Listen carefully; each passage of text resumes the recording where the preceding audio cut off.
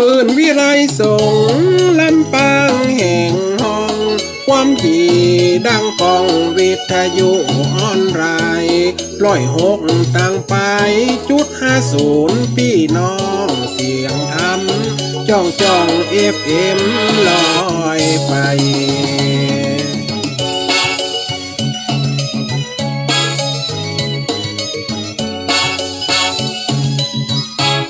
สถานยิ่งใจ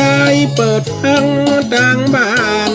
ธรรมะยามคำเป็นข้าวเป็นเกลือเทศคำสอนเมืองเหนือดังทั่วห้องทำข้าวดังกองก่อนจะเข้ารับนอน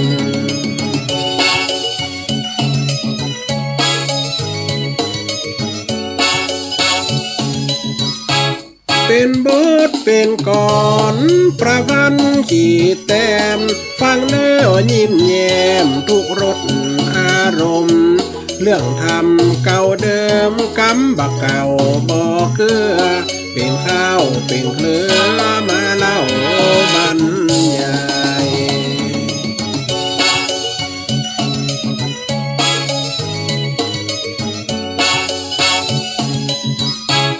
สถานยิ่งใจ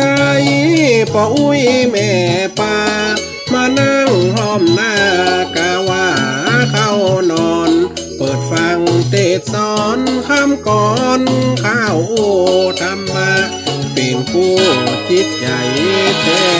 นามาแล้วพี่น้องศรัทธาธรรมอุจา8 โมงเมื่อเช้า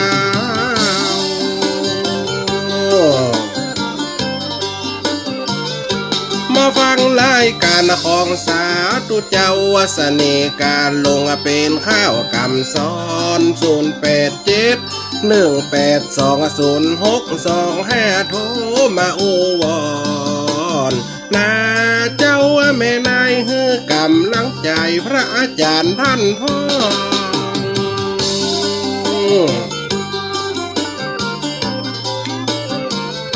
คืนวิทยุวิไลสงลำปางออกกระจายดังไปทั่วเขตห้อง106.50คืนนี้ดังกองพระอาจารย์หลายตนหลายรูปบรรยายเวลาเจ้ามอกกินข้าวง่ายฟังสบายเจือธรรมกรรมข้าวชีวิตมีธรรมะปาหือลมเย็นหมดความทุกข์เข็นสุขใจเจนลา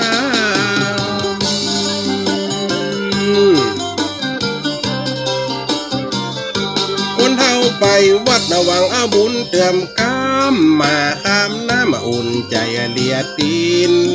ธรรมะละศีลทำบ่หนีแล้วชีวิตจะพ่องแผ้วบ่มีลาขินนาท่านนาพี่น้องศรัทธามีหลักความเชื่อ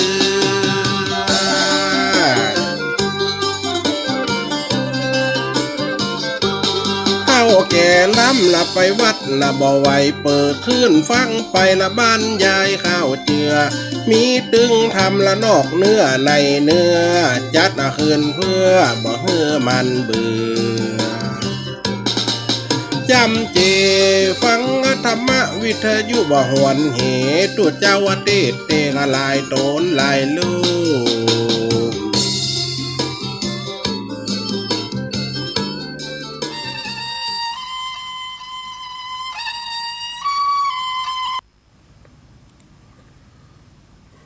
น้ำทำคำสอนพระโคตรมะควรยึดถือมันฟังเอาอย่าถือนุ่นงิ้วเฮือติวหินเขา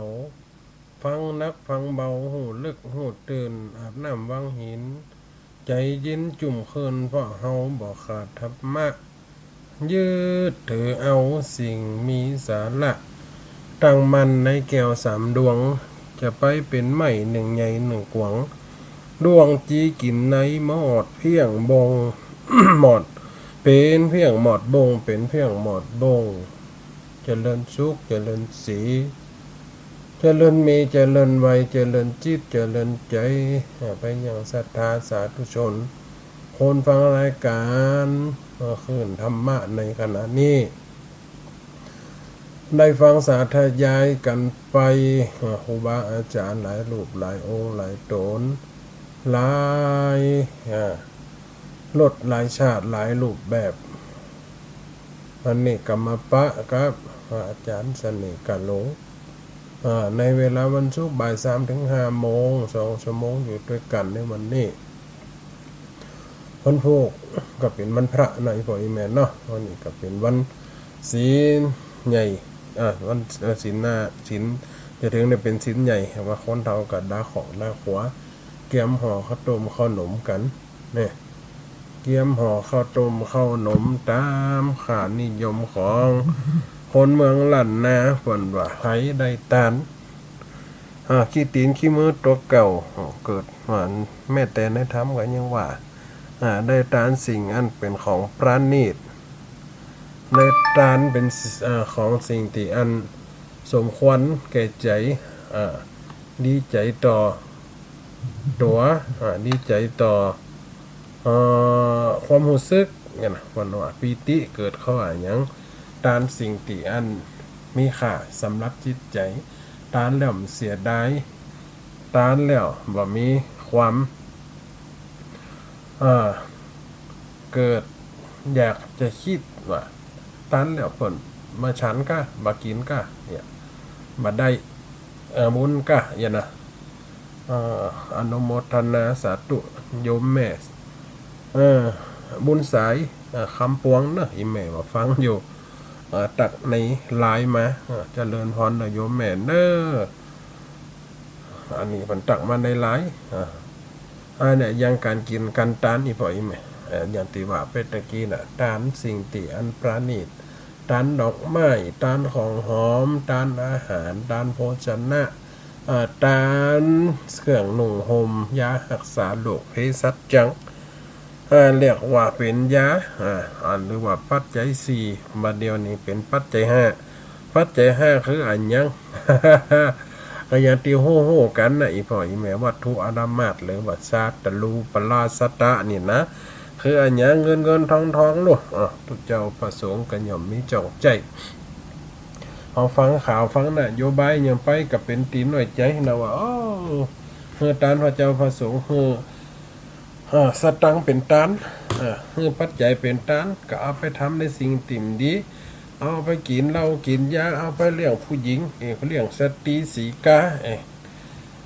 เขาต้องอย่างติอาตมาได้คืนต้นตะกี้ว่าธรรมะคำสอนของเขาเฮือมืดเฮือยึดถือมันฟังเอาอย่าถือตุนงิ้ว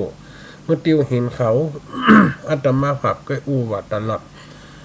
ในสังคมของเฮาปัจจุบันมันก็ย่อมจะมีดีและบ่ดีมีร้อนแล้วก็มีหนาวมีร้อนก็มีเย็นมีหนาวมีห่มกับมีแดดมันย่อมจะมีอันตรงข้ามกันอีกบ่อยมันก็ย่อมปะปนกันไปอยู่ในสังคมมันว่าสังคมพระสังคมพาเหลืองสังคมครูสังคมแก่บ้านกำนั้นสังคมการเมืองทุกอย่างมันย่อมจะมีคนดีและคนดีปะปนกันไปเราจะไปเอาอารมณ์ตัวเก่าเป็นตีตั้ง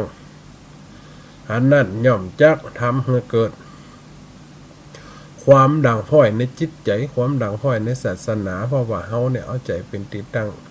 มันยากกระจ่างมันยังมันยากตัวมันก็เป็นบาปเป็นกรรมของตัวคนอื่นไปเฮาก็ทำตนติดดีคำสอนพระโคตมะนี่บ่สูญบ่หายจะเป็นรักใจสิ่งที่ดีนี่อย่างเจ้าวันศีลเขาจะมาถึงวันโฟกไหนปล่อยแม่นะเกียมมาล่อฟองก็เก็บดอกไม้ละฟองก็คั่วเขาตอกไว้ละฟองคั่วไว้เป็นกับเป็นอ้อมก็มีฟองก็แปงสวยฟองก็ห่อนึ่งห่อแค่ฟองก็ห่อข้าวต้มข้าวหนมเป็นการสะสมบุญไว้ลูก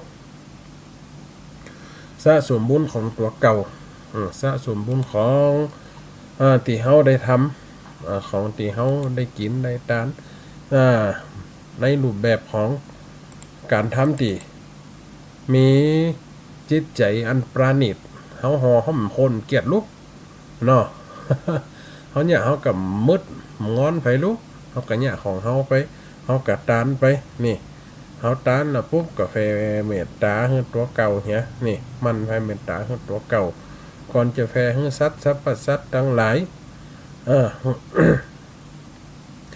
ก่อนจะแฟสัตว์สรรพสัตว์ทั้งหลายเฮากะแฟคือตัวเก่าเนี่ยก่อนนี่แฟคือตัวเก่าพอเฮาทำลูกเฮาทำเฮาได้สะสมไว้ธนาคารบุญของเฮาก็สะสมไว้เฮาก็พัฒนาอัตมาภาพเคยเขียนไว้คนเฒ่าบรรเทานี่สวดกันทุกศีลมันผูกแรงกลับมาสวดมนต์กันละตล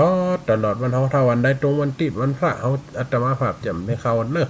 เพราะว่าคนเฒ่าเพิ่นมานอนวัดสวดมนต์ที่วัดนี่กรรมผาธนาหยาดน้ำห้องไฟของมันแต่อัตมาภาพเคยได้เขียนไว้ได้แต่งไว้ได้เขียนไว้ได้แต่งไว้ได้ลิขิตไว้คือสถาได้สวดกันโอ้วันศีลคนเฒ่าสวดกันนะกรรมผาธนาหยาดน้ำอัตมาภาพนี่ก็ได้เขียนไว้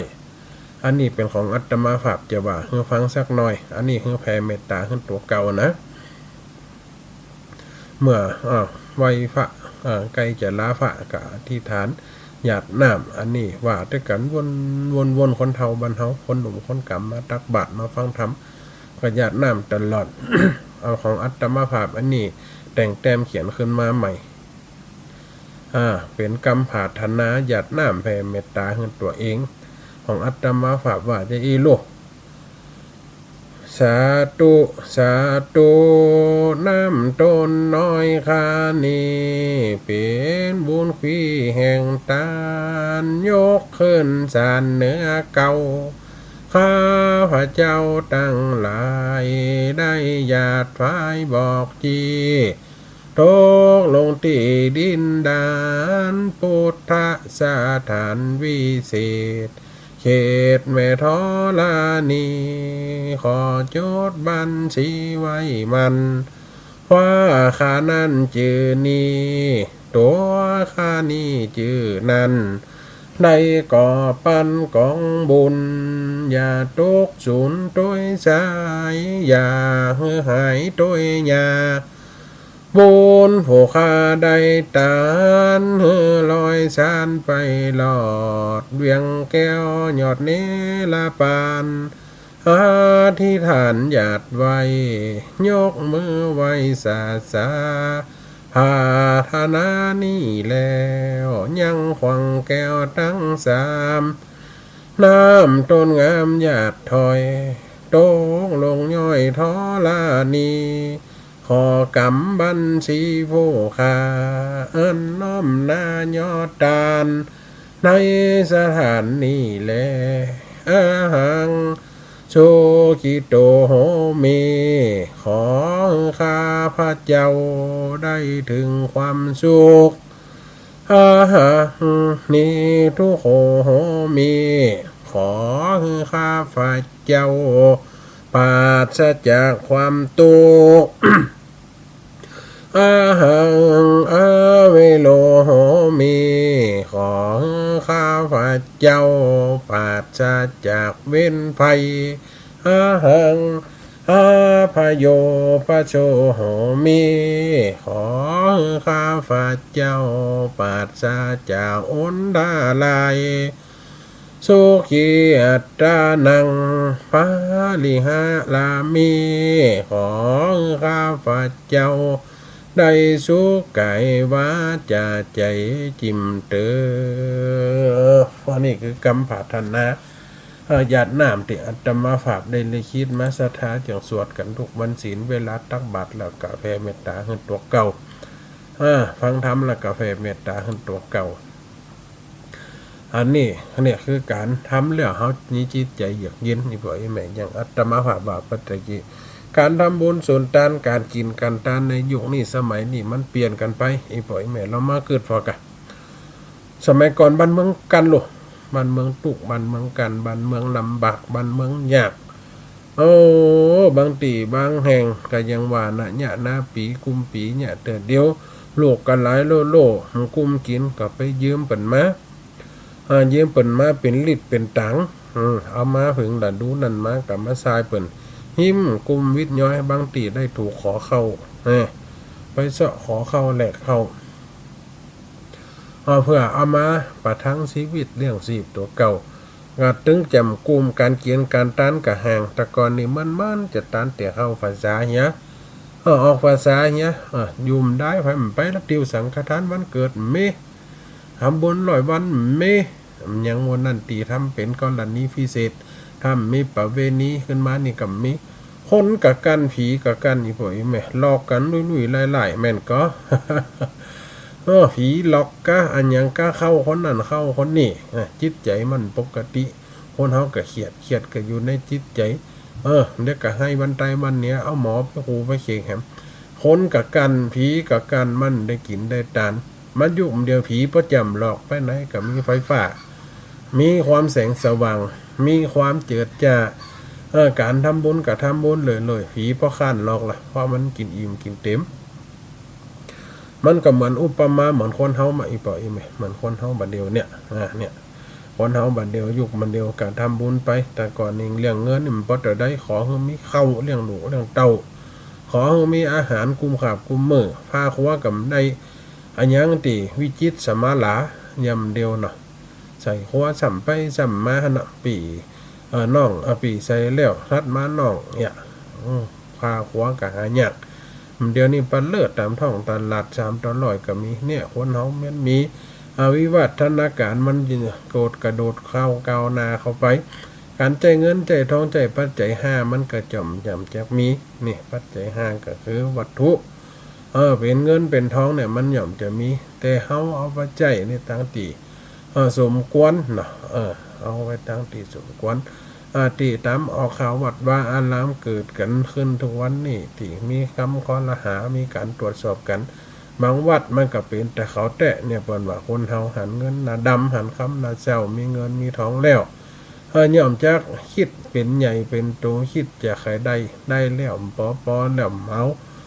จะใครได้ติ๊กอยากมีอำนาจอยากมีเป็นตีเป็นปันไหลมีเงินเป็นหมื่นล้านกินจัดนี่กระเซียงจัดนี่เขาจะเฟียไว้ไฟเขาก็ต้องช่วยสังคมช่วยไอ้อย่างไปเนี่ยมันอยู่ติดตัวบุคคลด้วยคนรวยก็ทำบุญติดตัวเจ้ารวยมีเงินมีทองตัวเจ้าโด่งดังวัดใหญ่สถาบันนอกอย่างเขาก็ทำบุญต่ำไปตีนไปมือตัวเจ้าก็อยู่กันไปตามสภาพนี่ก็มาอยู่รักษาวัดวาอารามมันก็เป็นดังอันไปบางวัดก็ทำเกินไปตัวใจนักอันยังกระจ่างอีกบ่อยเนี่ยตุเจ้าเขาลูกเต้ากระจ่างหัวเมียกระจ่างตัวใจกันลำไปมันกระหย่อมแทกเหลืองมีการห้ามกันปั๊มกินหื้อปอต้องยองหื้อปอตัวคนเฮาการหมุนนี่มันหย่อมจักเป็นเหตุคนเฮาหลงละเริงกับสิ่งที่มีนักกันหลงละเริงคนเฮาไปหลงตัวเริ่มตายหลงกายลืมแก่หลงผัวหลงเมียลืมป่อลืมแม่ลงตัวลืมตายก็คืออย่างคิดว่าเฮายังหนุ่มยังน้อยโฮมไปก็ได้ค่าวัดแต่ไอ้หนุ่มอยู่60ยังสิ่งอยู่ไอ้หรอใส่เตียวอยู่ วัดจนไปอ้างงันอ้างนี้อันก่อนบึดก่อนหนุ่มตายเท่าตายคนเฮามันก็คนเดียวเหตุการณ์มันอย่างหันบ้านเมืองเกิดความเดือดร้อนตายกันง่ายเกิดยากน้ำเดียวประชากรเอาไปฟังนโยบายจังหวัดลำปางจังหวัดแปะจังหวัดลำพูนในภาคเหนือเข้าสู่ผู้สูงอายุก่อนเปิ่นมาเดียวนี้นะประชากรการเกิดน้อยกว่าการตายเลยเนี่ยคือคนเฮามันอยู่เนี่ยวันนาจะมีกับคนเฒ่าคนแก่ทุกเจ้ากัดเฒ่าศรัทธาพอออกไม่ออกกัดเฒ่าคนจะทำบุญกัดเฒ่าไฟเปิ่งไฟมันได้เม้ละจะไม่ยกโต๊ะยกเต้นยกจ่วยกันเป็นบ้านเป็นงานมีแต่หลอบเหนาแต่อันในเมืองกันหีดโบราณ ก็เป็นของในเมืองไปเหียมันก็เป็นจะอันไปอย่างอีปออีแม่หันเนี่ยสังคมคนเฮาการกินการตานคนเฮาหลงละเลิงกับของสิ่งเหล่านี้อันเนี่ยพระเจ้าพระสงฆ์ตุเจ้าพระนายบางตนกิเลสคนเฮามันจะหมดเสียงโลมันก็ย่อมจักเกิดขึ้นมาย่อมจักมีย่อมจักขายได้บ่ฮู้จบแต่อย่างตั้งเฮานี่ก็การสร้างตันกินกันไปเป็นข้าวเป็นข้าวปีสุดปีมีกฐินผ้าป่าเฮ็ดต่ออันน่ะ จะมานั่งอย่างวัดใหญ่ที่เปิ่นสัตว์ตังจอมที่แคมป์เก่าเสานะตู้บริจาคมีเป็น10ตู้20ตู้ใจวันเกินเขาวัดจะเป็นแสนเนี่ยมันใจบ้านเฮามันใจจะอันตู้พระมันก็อยู่ในสายตาบรรดาข้าศรัทธาอีพ่ออีแม่มันก็เป็นจะอันไปคนเฮามันก็อยู่ตามสังคมมันไปเนี่ยสังคมในการแต่ว่าคนบัดเดียวก็ยังว่านับถือศาสนาหนักนะฟังอย่างเงี้ยอยู่บ้านเขากับฟังได้มันได้ไปวัดกับฟังได้ยังมีธรรมะออนไลน์อยู่ที่เปิดขยายให้ฟังมันก็เป็นอย่างอีนะอีพ่ออีแม่คนเขาเนี่ย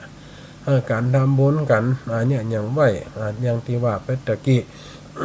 ด้านของปานิชสิ่งปานิชสร้างโดยมือของเฮาเนี่ยห่อข้าวต้มข้าวหนมหังสิ่งที่มันเป็นอย่างติดดีทำแล้วเกิดความปิติสุขโลหนังตกตองหนังแหกตองมาห่อข้าวต้ม7เนี่ยเกิดความสบายใจสะอาดสะอ้านเฮากระมวลของเฮามากินมาตานเปิ่นกะตานเฮากะตานคนนั่นกะตานมันก็ย่อมจักนักตานตัวเจ้ากินเพิ่งวัดกับเสียงกษัตริย์ก็เอาไปอยู่ปันกันกินอย่างฮื้อกันไปมันก็ย่อมจะเกิดความงดงามในจารีตและประเพณีเปิ่นว่าคือการดูแลต่อกันและกันเอาวัดเป็นจุดศูนย์กลางยุ่มได้อย่าเอาของไปตานคนนั่นคนนี้ยุ่มได้จะป้ากันร่วมกลุ่มไปทำบุญคนนั่นคนนี้มันมีละสมัยก่อนเป็นว่าตานตอดนะตานตอดคนตุกคนเนี่ยคนรวมเข้ารวมของรวมเขารวมน้ำกันเอาบัดทบกับบัดทัดบัดเถิดนี่ไปจินะมาขำมาคืนคนเท่าสะดุ้งสะเด็นเอาไปตานตอดเปิ่นลูกมาไฟอันยังจะได้นั่นนี่นะมันเดียดอันยังนี่ไปพอเปิ่นเอาของมาตานพอเท่าตานตอดหรือว่าป่าโจรเนี่ยเอามาตานมากองไว้อันนี้สงมันก็ย่อมเกิดได้หมดอีกพออีแม่นคือการสร้างบุญสร้างอันนี้สงคนเฮาก็เหมือนกันสร้างบุญกันไปตานกันไปกันไปคนเฮาเหลือช่วยเหลือเจือจานกันไปของกินของตานมันย่อมจะบังเกิดเป็นกุศลที่ดีคนเฮาได้สร้างความดีอันหยังกะจังถ้าว่าสร้างความดีในกายก็คือทำตัวเป็นระเบียบเรียบร้อยเป็นตัวอย่างเข้าวัดปฏิบัติดีในใจก็มีใจดีต่อมนุษย์ต่อสัตว์โลกด้วยกันสัตว์สิ่งต่างๆเขาทำแล้วอันเนี้ยแล้วเกิดความสบายกายในใจวาจาก็คือจะอ่อนน้อมคือความขลุ่มโคบย้ำกับคนอื่นนั่นเอาโดยในการปกติแห่งวาจาบ่สดเสียดบ่โหฆ่าแกงกระทบกระทั่งการนินทาเกาไล่พูดประเจิดพูดในทางที่ไม่ดีทำให้คนอื่นเสียหายมันก็ย่อมจะเกิดขึ้นมามันก็เป็นอย่างอันนะอีกฝ่ายการหื้อตานการหยกตานอย่างเช่นหุตตะการพระเจ้าแม่สุชาดาเป็นคนยกตะวาเป็นต้านก่อนเขาเป็นแม่หญิงไปวัดไปว่าปะเคียนตุเจ้าได้ก็ได้ทำบุญกับพระเจ้าพระสงฆ์ได้ก็ได้ถ้าหวังเปิ่งปลดใจพอสมัยพุทธกาลไฟเป็นคนคือก่อนพระพุทธเจ้าจะตรัสรู้ก็คือพระนางสุชาดาเนาะนี่ยกเข้ามาถูกประหยัดเป็นต้านนี่ก็ไม่ยิงถึงนั่นนี่คนเขาไปแบ่งผักตัวเก่าลูกแบ่งผักตัวเก่าไปเหียตุเจ้าเปิดกระจังหับปะเคียนไปกับมีพาร้องมีไอภาชนะห้องหับเนี่ยสิ่งวันนั้นย่อมเกิดขึ้นมาเนี่ยหันเป็นประจักษ์ที่ว่าการหื้อตานบ่เรียกเหตุบ่เรียกไว้ทำไปเตอะไปรอเท่ารอแก่การเวลามันล่วงเลยไปคนเฮาเมื่อทำบุญว่าซะเขาไว้เมื่อย้ำหนุ่มเท่าแก่มาเขานักหนาจารีกับไปวัดไปบ้ามได้มันกันยากฝากคนนั้นไปฝากคนนี้ไปมันกับเหมือนใจเขาทำมาถึงที่สุดจนไปวัดไปบ้ามได้นี่คือการทำบุญจากตัวเขาเองทำแล้วเกิดความสุขเกิดความปิติเนี่ยอีบอกอีแม่ เกิดความสุขเกิดความปิติเนาะวันนี้กัดาของดาคว้ากันจังหวัดจังหวาที่กับพิวัดกวดวัดปูเสียสารอาสนารองรับศรัทธาวัดก็ดูแลได้จากพระเจ้าพระสงฆ์กับเหมือนกันอย่างตอนนี้อาตมากันย่ำได้ปูศาสตร์เตี้ยตะกี้กับดาคว้ากันย่ำแล้วคนเตี้ยนะดาคว้าพอดีวันที่24นี่จะไปเตะตีวัดวันพุธสถิตเนาะพอดียมแม่แก้วก็โทรมาสั่งตะแหลวกับวานคนเฒ่าไปตัดใหม่มาจักตะแหลวอันใดก็เนี่ยไว้จะเอาไปส่งเพิ่นนะมันจะเอาไปทำพิธียามหัวต้องปูนมีละอาตมาภาพก็มาทำมาแฝงไว้นี่เนี่ยอันเลยก็เริ่มได้หลังตัวสวยจอนมันได้กวดวัดยังเป็นอย่างเป็นพร้อมความพร้อมเนี่ยมีกำเตี่ยเนี่ยเดี๋ยวบึ้ดนึงออกจากรายการแล้วก็ไปช่วงนี้ก็ฝนตกอยู่แต่ว่าก็ตกมันชื้นก็ตกตกขนาดนั้นแต่ว่ากับน้ำเขาวัดลวดเท่าจัดยุง น้ำเขาวัดขี้ซ้ายกึ่งหน่องกันเถอะเอาขี้โขขี้ขามมากอกไว้อย่างนี้แซมแฮม2-3 วันไปตั้งนากับฝนก็จะตกอยู่นะมันกับประกาศอยู่เนี่ยนี่ปล่อยแม่คนเฮาธรรมชาติหรือว่าสิ่งต่างๆมันกับเปลี่ยนแปลงกันไปหรือว่าไปตามเหตุตามปัจจัยบ้านเมืองเขาเนี่ยมันก็ไปเป็นตามที่เขาหูเขาหันสิ่งต่างๆเขาควรปฏิบัติควรหูควรศึกษาการทำบุญในยุคนี้มันทำบุญโดยง่ายทำบุญโดยง่ายทำบุญโดยปกติคนเฒ่าก็เหมือนกันอีพ่ออีแม่คนเฒ่าคนแก่นี่เนี่ยมาตลอดทำมาตลอดสิ่งนั่นก็ย่อมเจ้าเป็นของเขาสะสมไว้สิ่งนั้นมันก็บ่เสียหายนี่มันบ่เน่าบ่เสียบ่เหม็นบุญนี่มันรองรับไปอยู่ที่ว่าเพียบพร้อมด้วยวิมานนี่นะไปอยู่เพื่อรองรับเจ้าของก็คือเมื่อเขาได้กินได้ตันได้รักษาศีลได้เจริญเมตตาภาวนาบุญมันสำเร็จได้3 ทางลูกเนาะแม่นก็อีบ่อีแม่ทานศีลภาวนาเรียกว่าจิตใจเมื่อทำไปแล้วเกิดความสุขความสบายกายความสบายใจสิ่งเนี่ยก็จะเป็นวิมานรองรับเมื่อเขาดับจิตม่วยมรณะสิ่งต่างๆมันก็ย่อมจะบ่หายอย่างที่ว่าตะกี้บุญนี่มันบ่เน่าบุญบ่เหม็นบ่สาบบุญนี่เปรียบเสมือนสิ่งที่เป็นรองรับมนุษย์ละโหที่เป็นรู้จักบุญรู้จักสภาวะในการให้ทานรักษาศีลภาวนาไม่ให้ตกไปในที่ชั่วสิ่งนั้นมันก็จะรองรับเขาก็เกิดใจเขาจะทำชั่วทำร้ายเขาก็เกิดออกกูก็คนเขาวัดเขาว่ากูก็คนศีลคนทำกำวัดกำว่าช่วยศาสนามากูจะไปอย่างได้สิ่งนี้กำดีลูกอย่าเขาก็ถอยได้ง่ายเพราะเขาอย่างมีใจเป็นรักมีใจสิ่งที่เป็นกุศลได้ทำแล้วมันก็ย่ำจักเกิดความปีติอยู่กับเขาเนี่ยที่ว่าตะกี้ความว่าปีติสุขเกิดขึ้นมาแล้วความสุขเกิดขึ้นมาก็คือทำแล้วเกิดความสุขทำแล้วเกิดความโล่งโปร่งใสสบายมีความยินดีในตัวเฮาก็คือว่าโอ้ทำบุญมาแล้วจิตใจเฮาก็เป็นปกติจิตใจเฮาก็เป็นเหตุให้จุ่มเย็นเหตุให้สบายจิตสบายใจสบายจิตสบายใจให้เกิดความมีศรัทธาปศรัทธะทำบุญบัลละตั้งศาสนาหาสิ่งต่างๆเข้ามาเพื่อเป็นกองเป็นแนวทางเปิดเขาเพี้ยวหนทางไว้แล้วย่อมจะไปสิ่งที่หนทางดีถ้าเขาโหจักเพี้ยวโหจักทำโหจักน้ำมาใจรักคำสอนสิ่งต่างๆมันก็หายไปโดยง่ายมันยังวันมากี้นอนกวยทานตัวดำแล้วดำแหมเป็นนอนตีดำกันย่อมชักดำเป็ดเปื่อนไปคนเขามีความสุขมีความเกิดความเย็นเยือกเย็นในจิตใจอย่างคนเฒ่าที่ปนว่ากันใครเย็นคืออาบน้ำวังหินการใครมีศีลก็เข้าหาพระหาเจ้าเข้าหากองปฏิบัติกองวัดสิ่งต่างๆสิ่งนั้นก็จะพาถึงความเยือกค ความเย็นความเป็นไปแห่งความสุขเนี่ยอีพ่ออีแม่คนเฮาสุขมันมีหลายอย่างสุขกายสุขใจสุขในจิตสุขในความคิดสุข สุขในการกระทำทำแล้วในสิ่งที่เฮาบ่มีความวุ่นวายจิตใจทำแล้วมีความนักอกนักใจทำแล้วมีความเป็นไปอันนี้ด้านที่จะทำตัวเฮาเกิดความเดือดร้อนนั่นเลยว่าขอตัวเฮาเกิดความทุกข์ในที่นี้คืออันหยังทุกข์ในความบ่ดังใจเนี่ยหยังมันดังใจก็เป็นทุกข์เนี่ยหยังมันได้อย่างที่คิดก็เป็นทุกข์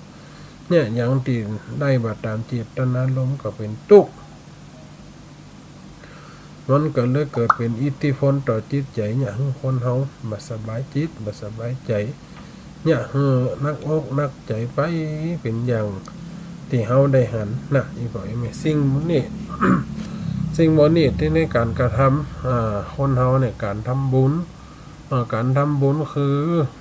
การสะสมไว้ซึ่งความสุขหรือวิมานเพื่อรองรับวิมานใครที่นี่คืออันหยังถ้าว่าคนเฮาบอกว่าง่ายก็คือเป็นเทวดาเป็นเทพบุตรเทวดาอยู่บนสวรรค์เนี่ยคือว่าเมื่อเฮาดับจิตตายลาไปสิ่งบ่นี้คือความปรารถนาแต่เทวดานี่ต้องการให้เป็นมนุษย์เพื่อลงมาเกิดในการสร้างบุญเพื่อจะเข้าถึงนิพพาน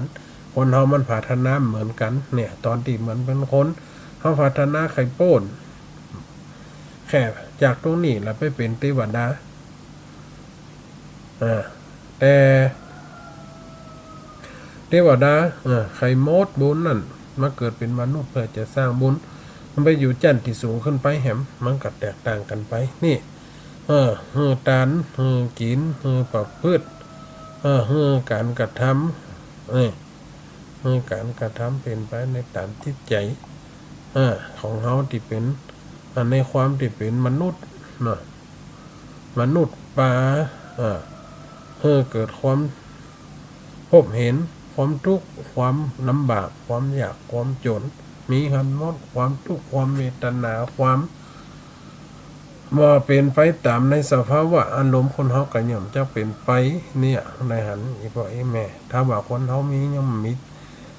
จะหลุดพ้นจากความทุกข์ก็คือเข้าสู่นิพพานอย่างเดียวเข้าสู่พระนิพพานก็คือมันกลับมาเกิดแหมหลุดพ้นโมหมทราบหายไปคือดับศูนย์มันเฮาว่าศูนย์โยเนี่ยในธรรมเมืองเคยยังมีแล้วทำเรื่องศูนย์โยก็คือดับไปหายไปคือเข้าสู่นิพพานว่าเวียนว่ายในวัฏสงสารเฮามันได้ปรารถนาต่ออันเฮาปรารถนากะกำปากมันได้แต่เฮาภาวนาแต่ปรารถนาก็เป็นเทวบุตรเทวดาหมดเนี่ยกำปรารถนามันเหมือนกันคนเฮาการสั่งสมบุญเนี่ยสุโขปุญญจะอุจจโยการสั่งสมสิ่งบุญนำสิ่งกุศลมากุศลคือการทำบุญแล้วเกิดความสุขความสบายจิตความสบายใจทำแล้วเกิดความเป็นไปแห่งศีลธรรมอันดีงามนี่ก็อีกแบบเนี่ยมันก็ย่อมเจ้าเกิดจากการกระทำเนี่ยบ่ผิดศีลบ่ผิดธรรมการน้อมนำมาศรัทธาอีพ่ออีแม่คนฟังอย่างที่ได้ยิบยกกันมาเรื่องการฮือตานอาตมาภาพยังเคยเล่าถึงว่าการเรื่องตานแล้วจะเกิดบุญจะได้จะเกิดอานิสงส์จะได้การฮือตานคนอื่นก็ฮือตานอย่างใดจะได้เป็นปัจจัยตานอย่างใดจะได้เป็นบุญตานอย่างใดจะได้คือเป็นกุศลก็คือตานในสิ่งที่เขาพึงพอใจที่จะตานพึงพอใจที่จะถึงพอใจในความที่เขาจะสละการสละตานก็คือสละไปซึ่งความบัตนีขี้เหนียวบ่เสียดายอย่างที่ว่าไปตะกี้ความตนีที่มีความบ่เสียดายก็คือการในสิ่งที่เขาพึงพอใจในความประณีตของเขาอย่างอีพ่ออีแม่ห่อข้าวต้มเนี่ยถ้าเขาจิตใจเป็นสมาธิจิตใจเป็นผลบุญเขาบอกโอ้จูเอาไงสมัยนี้บัลเลิกคิดเตอยัง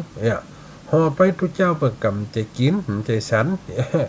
เอาไปตุ้มเสียบ่ได้อ๋อไปกินจะอ่านคนที่กินก็มีอยู่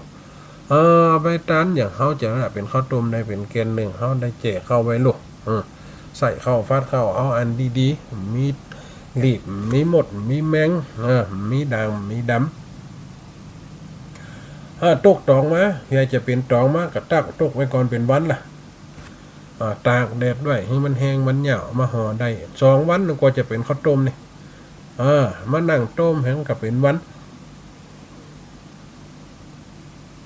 ห่อข้าวใส่เนาะห่อข้าวใส่ข้าวต้มทอดดินกับข้าวต้มกล้วยก็กันแล้วแต่เนาะแต่ว่าสิ่งมันนี่ย่อมหาวัตถุเอามาเปาะรวมกันนี่จิตใจคนเฮาหลังจากที่คือมันฮ้อนก็คือความสุขฮ้อนแล้วปุ๊บต้องการคือหยังคือมันเย็นเพื่อหยังเฮาจะได้กินล้ำกินอร่อยแม่นก็เนี่ยก็คือเหมือนกับจิตใจเฮาเหมือนกันเมื่อเฮาฮ้อนแล้วเกิดถึงผลเฮาลัทธิจุดหรือออกความฮ้อนมันเกิดขึ้นในจิตใจเฮาก็ซ้อหาหนทางดับเนี่ยหนทางโป่งหนทางวางเนี่ยอย่างว่ามันโป่งมาข้าวต้มลงคือมันเย็นแล้วมันก็เป็นก้อนเป็นแค่นดีมันก็เป็นสารมาฝุ่ยล่ะถ้าคนดาวใจฮ้อนต้มข้าวต้มสุกสักคนโซนหลัวว่องละไว้หั่นนะไปฟอเตอร์เป็นเม็ดเต้มาสั่งสุกเหี่ยวเฟิร์มก็มีนี่คือคนใจฮ้อนเนี่ยแม้แต่ข้าวต้มแล้วก็สอนจิตสอนใจเฮาได้นะเพื่ออย่างเพื่อเฮาจิตใจเฮาเยือกเย็นตรงเวลารอเวลาสิ่งเนี่ยมันจะเกิดผลห่อมาเป็นเม็ดเป็นสารแล้วผลผลิตผลกับต้มประมาณ2 ชั่วโมง 3 ชั่วโมงแล้วห้องก็เป็นข้าวต้นเท่าห้องก็กินข้าวต้นพ่นแรงเพื่อต้องการอะไรอย่างให้มันเย็นโป่งไว้ให้มันเย็นเนี่ยอย่างว่าโป่งอย่างเขาโป่งละไอ้แม่กับโป่งว่าละสูโป่งคือโป่งแต่อย่าไปโป่งกับกำปากก็คือต้องเป็นคนเยือกเย็นให้ได้เย็นในจิตเย็นในใจเย็นในการกระทำใจว่าใจเย็นเห็นหมดนะไหวหันก่อนเนี่ยจะไปวัดกับไหวหันก่อนใจเย็นย่ำเท่าเตือหรอใจเนี่ยยังกะใจเย็นถึงเวลาเตี่ยเราความตายมันจะเย็นเฮาเนาะไฟมัจจุราชมันหย่อมเผาฝันทุกบัดอย่างเวลาไหลเข้ามากันอย่างเจ้าป้าเกิดความทุกข์ความร้อนความกระซับกระส่ายในจิตใจเนี่ยแม้แต่เขาต้มข้าวยังต้มข้าวต้มกันยังสอนจิตสอนใจได้นี่เพราะว่ายังรวมจิตรวมใจอย่าจากข้าวสารเป็นเม็ดมารวมกันเป็นโมนู่นเป็นโมซุกมันเป็นมาห่อของมันเป็นแกนหนึ่งเอามากบหนึ่งเอามาปั้นนี่บ่อยแม่อย่างงั้นอย่างข้าวต้มเนี่ยอย่างงานอวมงคลเนี่ยงานศพงานจากงานทำบุญ100 วันกันนี้บนใจใหญ่เฮือเป็นกู่เนาะบนใจใหญ่เฮือเป็นกู่บางคนก็กบ4 แกนบางคนก็กบ6 แกนปั้นเอาตองเข้าปั้นเอาตอกเข้ามาหัดเห็นหรอนี่มี6มันเป็นกู่เหมือนงานอวมงคลเหมือนตุเจ้าเป็นงานอวมงคลบางคนมาจากสังเกตกับตู้เจ้าน่ะช่วยเนี่ยพองั้นสมกันฉากตู้เจ้ากับ2 สัง1กับ4 2 สังกับ8เท่ากับสังเกินกับ6เป็นกู้ลูกเป็นกู้ถ้าขึ้นเฮียนหน่อยแต่งงานก็ทำบุญห่อข้าวต้มขนมไปวัดบนห่อพายลูกบนห่อกีกห่อกีกบางคนกับกบ3 แกนบางคนกับกบ6 แกนนี่บางคนก็กบ5 แกน6 แกนว่ะบางคนก็กบ5 แกนก็คือฮอกิกสิ่งวันเด็กจะเป็นกุศโลบายเนี่ยกุศโลบายในการห่อข้าวต้มเนาะ4 แกนก็คือหยัง3 แกนคือหยังเนี่ย3 แกนก็คือหยังพระพุทธพระธรรมพระสงฆ์เนี่ย5 แกนก็คืออย่างคือขันธ์5หรือพระเจ้า5 พระองค์เอา7 แกนนี่มันลำหันเด้อโอ้โหเอา7 แกนเราจะปั้นได้ตอกมันถึงเนาะมันก็ตึง5ถึงกี่3 5เนี่ย3 5เห็นหรอมันจะว่าบอกหอยบอกแซ่นะถ้าฮอกูบางคนกับ4 6เนี่ย4 6เนี่ยมันก็เป็นการเอา เอาไว้เอาไว้พิจารณาว่าสิ่งเหล่านี้มันกับเหมือนกระถาดขันเนี่ยอายตนะภายนอกภายในถ้าว่าสีกระถาดสีดินน้ำลมไฟเนี่ยกับตัวเจ้าสังสีตนหกก็คืออย่างอายตนะทั้งหกลูกเสียงกินรถพุทธพระเตียนจังก่อนกระจุดสีก็มีแล้วจุดหกก็มีเนี่ยแค่ข้าวต้มนะก็ยังมาเป็นกุศโลบายนะอีปอยแม่เป็นกุศโลบายในการเอามาพิจารณาอย่างอีปอยแม่บางคนจากสังเกตปัญหากะหอตะอันเนี่ยคือการปัญหาการวิเคราะห์การดูเขาก็สอนลูกสอนหลานละอ่อนถามเขาโหเรื่องโหล้าอย่าโหมันมาถามกูเอามาดิข้าวต้มกับข้าวต้มมากะอย่างน่ะอุ้ยมันถามอันนี้อย่ามาห่อ3 แกนนี่นะอันนี้งานนี่มันอย่ามาห่อ6 แกนนี่นะโม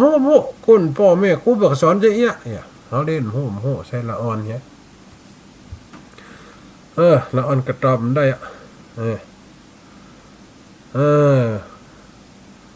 ตอบมันได้ละอ่อนกะเข้าใจตามนั้นไปเนี่ยบ่อยเหมือนคนเท่านะเนี่ยอย่างต้องมีหลักการมีความหึงหันความเป็นไปเขาได้โหได้หันลูกหลานได้เข้าใจได้เข้าใจเนี่ยเขาก็เลยบอกว่า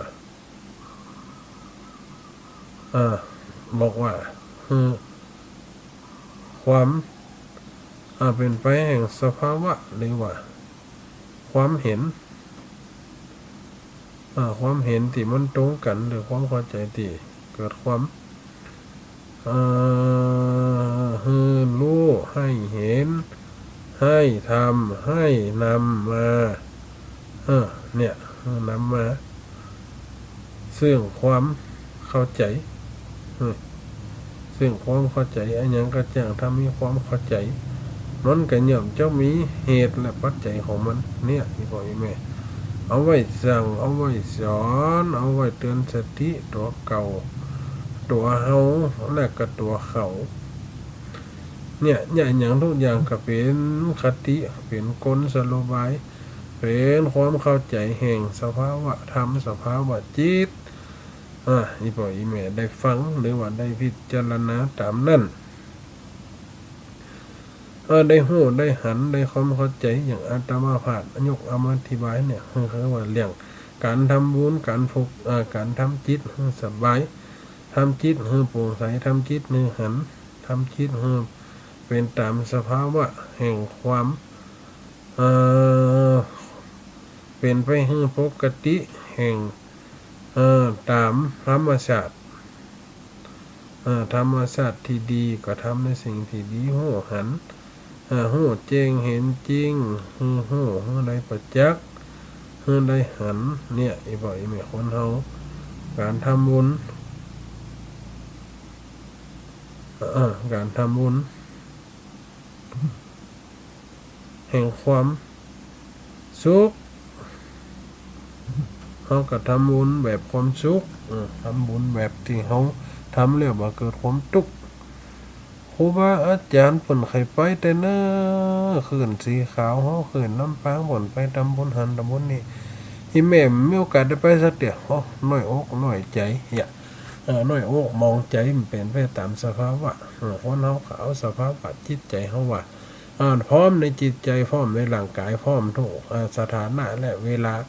บางคนสถานะเพียบพร้อมแต่เวลาพร้อมอย่าไปหันจำความว่าเป็นสบายมันจะว่าโน้มมีบุญอิ่มใจนะคือว่าสภาวะมันเป็นไปตามเหตุและปัจจัยของมัน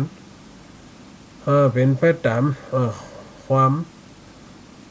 เข้าใจหรือว่าสภาวะหรือว่าเป็นบทบาทของมันมันทำบุญหันอีแม่มันได้ไปก็ได้ไปอยู่นึกว่าจะได้ไปก็ได้ไปอยู่การทำบุญก็เหมือนกันทำแล้วให้เกิดความสุขกายสุขใจทำให้จิตใจอ่อนโยนทำให้จิตใจดีจิตใจมีความเป็นสภาวะแห่งความสุขไหนปล่อยแม่เนี่ยใครจะไปละใครจะไปละตั้งศีลตั้งธรรมทำบุญไว้เนี่ยมันบ่สูญหายบอกว่ายิงใจเปิ้นเขาเจ้าข่า เตรียมปาละมีเอาไว้จัดหน้าเจ้ามีมามั่งเต้าสร้างกรรมดีกุศลแต่เล่าจากเป็นเจ้าเงินทองเฟกตุบทพระงานบุญฉลองต้านเงินตานทองปัจจัยนำเข้าก้าวศาสนาก่อปั้นพระเจ้าแปลงสาราตานบ่อน้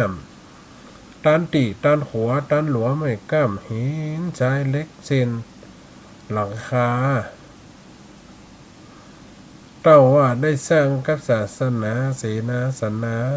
บาทวีกันจ่อง โบสถ์วิหารชัดกังห่มป้องกุฏิหงธรรมว่าพูดเขาเป็นคนไทยบ่ดีอย่างยุดวิถีต่างกินและตานวันจางเอาไว้ปัจจัยสถานวัดวาอารามดูงามดังอันบ้านกำวัดก่อจุ่ยก่อปั้นมีความสำคัญแต่ตักเฮามีหน่อยตาหน่อยบ่นักก็จักเป็นกว้างไปยาวฮือมดสะอาดแจ้งนอกในขาวจักดีกับเฮาบุญนั่นถูกต้องบุญใดเต็มห้องย่อมจักได้บุญเต็มที่ในบุญกับความงามในบุญกับความปิติในบุญกับความสุขเนี่ยอีกบ่อยแม่ทั้งไหนหูหันคนเฮาทำไปเนี่ยไปสิ่งว่านี่เป็นผลลัพธ์บุญการทำบุญเหมือนการยกหือตันการยกหือตันแล้วบ่เกิดความเสียดายถ้าการเกิดความเสียดายเต่าว่าสิ่งติดตันไปกระสูญเปล่าเลยว่าสูญโยมได้อย่างสักอย่างตานกระโตว่าตานได้เปล่าเพราะว่าเฮามีใจคิดอยู่หั่นคิดติดในของกินของตานคือว่าสละมดเนี่ยสละมดเมื่อยกมาแล้วก็ย่อมจักเป็นมลทินคืออะไรมลทินก็คือสิ่งที่เข้ามาในชีวิตเนี่ยคือเฮาเป็นไปตามสภาพความทุกข์ความจนความหูเห็นชอบทิ่มเห็นชอบความสิ่งต่างๆเรียกว่าความทุกข์กายทุกข์ใจทุกข์จิตทุกข์ในความคิดเป็นไปหลายสถานเนี่ยบางคนก็ทุกข์แห่งการเวลาเนี่ยยังกำตันเปิ่นบางคนก็เกิดมาเหี่ยวได้ต่ออันเกิดมาก็สร้างแต่ว่ามืดมาก็มืดไปเนี่ยเพิ่นต้องว่ามืดมาแล้วสว่างไปนี่บางคนมืดมาแล้วก็มืดไปคือมันได้สักอย่างสอนได้เด้อคนใจอินนะสอนได้สอนอยากสอนแล้วก็เจ็บหัวดิบเพราะว่ายังมันเข้าใจยากยังเข้าครูสอนละอ่อนที่เขาอ่านหนังสือมันได้อย่าเปรียบเสมือนครูที่สอนละอ่อนที่เตือนยังมันได้มีการต่อต้านการกระทำอย่างจิตใจพิษไปตามแบบเป้าโบราณเนี่ยที่บอกยังไงการหือตานย่อมจะสำเร็จการหือตานย่อมจะเป็นไปตามความบันแน่สำหรับในการหือตานเนาะอีปอยอีแม่เนาะมันหนึ่งเขาพักยกกันเดี๋ยวยกที่สองเขาก็จะได้มามาพบกันหน่อยปอยอีแม่เนาะคนเดียวเป็นยาวทั้ง2 ชั่วโมงกันนะเดี๋ยวจะได้พักเหตุการณ์วันหนึ่งจะเข้าแหมประมาณ40 นาทีนะเข้ามาก็จะไปทำกิจกรรมกวดวัดโอดมหาปู่เสียศาสตร์อาเซนาในโบสถ์นะวันปู่วันพระนะตั้งบาตรตั้งปกตั้งเปาะไว้ตั้งบาตรตั้งปกตั้งเปาะไว้ตามนาทีละตางกับหีบมันก็แตกต่างกันไป หีบก็แตกต่างจากกองบ้านกองเมืองไปหน่อยพออีแม่เนาะการทำบุญเขาจะไปละเนอห่อข้าวต้มขนมกันไปฟังวิทยุกันไปฟังหม้อข้าวต้มกันไปบางคนได้ห่อข้าวต้มแล้วหนวดกินข้าวละจะกินข้าวต้มนั้นละโหนไว้ละจะเอาไปวัดวันผูก2 กบกบไหน5 แกนก็เป็น105 แกนก็เป็น10ดอกใส่เปาะบ้านเขาบ้านให้เป็นเขาตักบาดยาวไอ้นะมันจะมีบาดข้าวซุก2 แกนบนก็จะเป็นเปาะข้าวต้มเป็นเปาะมันก็ปดตั้งหน่อยตั้งนานอาจารย์เกวัดมันก็ยกไป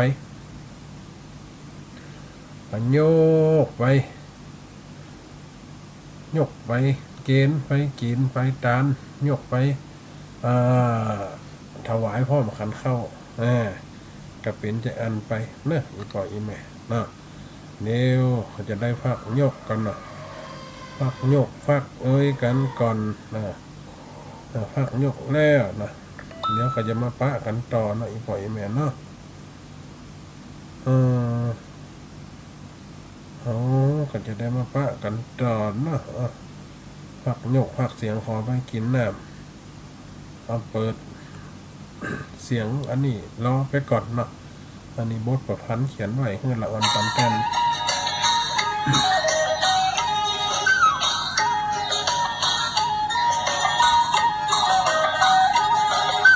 เส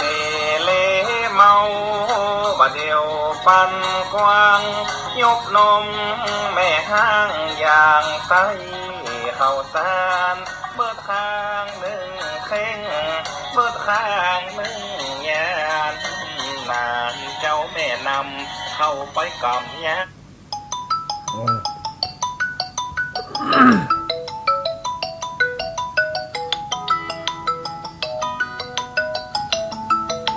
งานอย่างใจเก็บมงแซะมงแซะแซะมงตะลุมตุ่มมง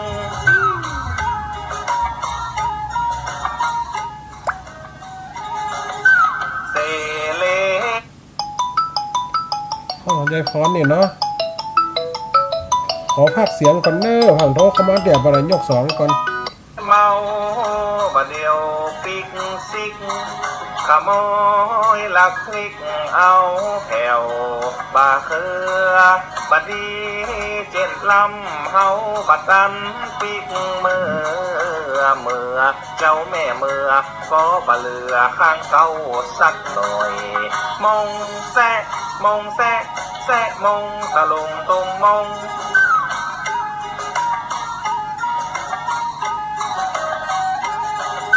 เส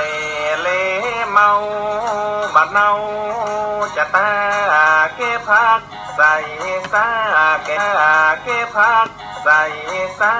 แกงใส่ห้าปลาซุนแกงปลาต้องมาป้องการตุนลูนเจ้าแม่นำไปเฮือมาลำใส่ยอดส้มปล่อย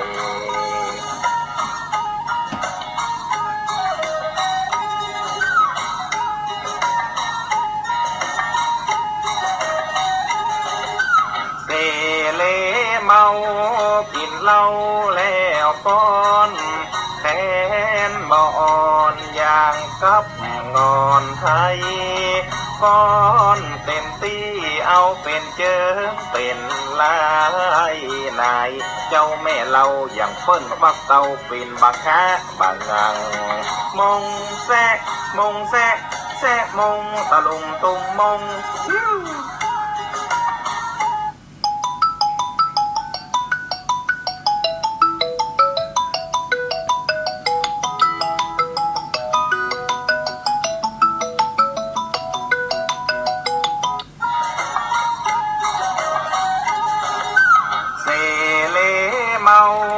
เอาแต่บ่แต่จะลงน้ำแม่ซ้ำมาปักใส่ปิงบัวปีน้อยมาจุกลูกแม่ยิงเจ้าแม่เราเปิ้นจุเฮาบ่ได้ปางเปล่ามงแซะมงแซะแซะมงตะลุมตุมมงมงแซะมงแซะแซะมงตะลุมตุมมง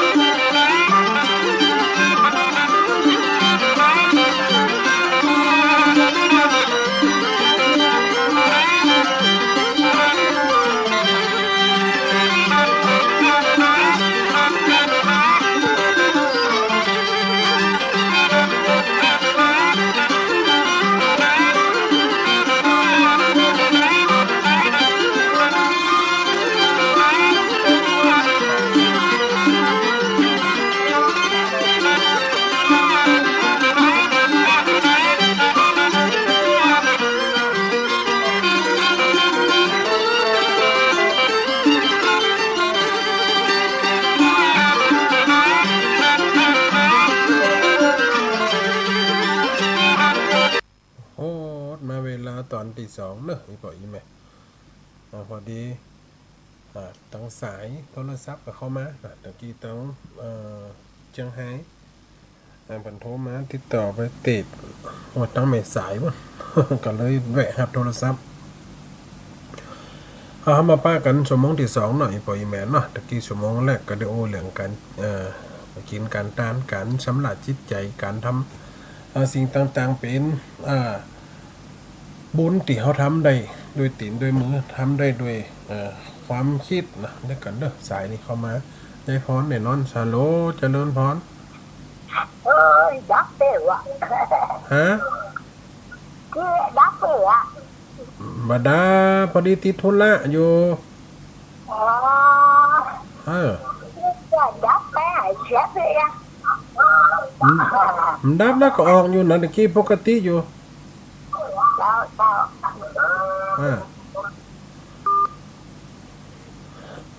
อันนี้ก็ยายฟอนขาประจำเนอะเท่ามาจะเนี่ยเอาใจเป็นหวานนะคนเท่าฟังวิทยุด้วยกวมได้อุดด้วยโทษด้วยสับพอดีติดธุระนะคนอันโทรมาติดต่ออย่างวันที่24นี่ตอนกลางวันไปติดที่วัดบ้านพดเนาะกลางคืนจะไปติดวัดดอยเต่าคำอำเภอเมืองปานอันนั้นก็งานศพตัวเจ้าเหมือนกันวันที่28จะไปติดบ้านนาหวังกานาฟานโหดเหรอพระอาจารย์มหาสมชาติ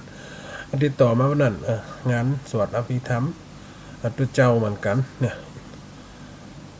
ก็ได้การงานมันหนักอีกปอยแม่เนาะอย่างว่าฟังหนักการงานนี่ตั้งแต่บางง่ายมาดำได้อยู่ผมเตียนนะตั้งแต่6 โมงกับคนกับมาเต็มวัดละแต่เจ้าเนาะคนกับมาปรึกษาหารืออะไรอย่างเกี่ยวกับปัญหาชีวิตนะ9 โมงไปตอนนี้อาจจะห้างกับ9 โมงกับไปทำบุญ100 วันทำบุญ100 วันมาปุ๊บเขาวัดมากับมาโบ๊ะไม่จักไม่เนาะมาแปลงแต่เหลวหลวงวันนี้อันยมแม่แก้วเนาะสั่งไผ่หูประตอมปุ่นปุ่นจะเอาไปตัดคนสบายมีไผ่สารกันเลยเฮ้ยมปอบไปเอาใหม่มากับมาจักสารขี้กันเลี้ยวไปละยังทำนี่เพียววัดเพียวบ้านอันยังต่างๆที่จะทำเขาก็จะได้มาปะมาปบกันนะมาปะมาปบกันชั่วโมงที่2ตะกี้ชั่วโมงนั้นเป็นชั่วโมงชั่วโมงนี้จะเป็นชั่วโมงเตดแบบกำปันห้องกำร้อยแก้วร้อยกองอาตมาภาพได้เขียนทำจิว่าผมสะอื่น ผมสะอื่นผมเป็นไผ พระผมเป็นไผถ้าวัดตามในพุทธศาสนาก็พูดติมาอารัธนาพระพุทธเจ้าคือเทศนาธรรมข้างนั้นพระพุทธเจ้าว่าโอ้ข้าจำเตดละตรัสรู้ได้ก็จำสอนไว้ละโอ้มนุษย์คนหลุมฟ้าเนี่ยเตดก็ได้สอนก็ได้มาใครหู้เรื่องมาใครเข้าใจจำเตดจำสอนไว้ละดักปากเต้าพร้อมพระพรหมก็ลงมาจากสวรรค์ได้มาขออาราธนาอย่างที่อีพ่อยแม่ได้ยินพรหมมาจะโลกาธิปติสหัมปตินะสหัมบดีผมนะพระอัญชลีอธิวลังอัญญาจทาสันติตานะอันน่าห้องว่าพระพรหมที่มาอาราธนาพระพุทธเจ้าแต่อันนี้ที่ได้เขียนไว้นี่เป็นห้องว่าผมสะอื่นผมอันนี้คือหยังผมนี่เป็นผู้ที่ให้กำเนิดมนุษย์ทั้งหลายอิโลในพุทธศาสนานี่เป็นห้องว่าเขาพูดที่มาค้ำชูพุทธศาสนาแต่ในต่างความเจือแล้วว่าความที่เป็นมนุษย์สลกคนที่เป็นผมก็คือป่อและแม่คนที่ให้กำเนิดเกิดลูกออกมาอย่างผมถึงสะอื่นอีป่อยแม่ลองฟังทำผมนี่พันเนออันนี้เสน่ห์การลงในลิขิตแต่งเต็มไว้แจกเป็นพุทธปุจจาเอาลงใน Facebookแจกเฮือพระเจ้าพระสงฆ์เอาไปเทศสอนศรัทธาตามงานต่างๆได้ทำบัดจบทำพวกนี้แล้วก็จะเปิดโอกาสฮือโทนะเมื่อเปิดโอกาสฮือโทโมดสายที่จะโทรเข้ามาแล้วก็จะออกจากรายการจะไปปูศาสตร์ในวิหาร ไปตั้งบาตรไปตั้งเปาะ แล้วก็จะไปล้างถ้วยแล้วก็จะกวาดขี้เหอะนี่ ขำมากอะคงจะขำกะอาบน้ำทำวัดเนาะมันกะยาวไปให้เหมาะอีกไปไหมคนเขาได้จำพักเห็นเลยมันกำได้เนาะอยู่คนเดียวเนาะการอันใดกับตัว